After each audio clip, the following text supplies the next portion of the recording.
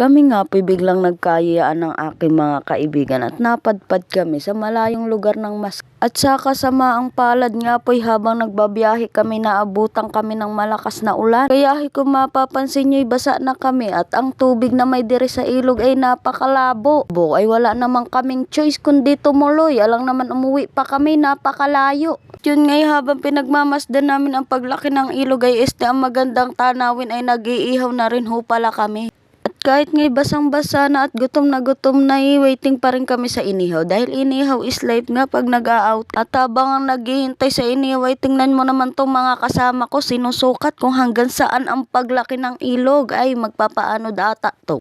Kami ngay nangangamba dyan paano kami makakatawid. Ay lumalaki ang ilog. Paanod na lang kaya kami nito kung saan kami mapadpad. At ito naman tropa kong kagwapo pero nire-reglay panay naman ang tingin sa inihaw. Akala mo na may uubusan.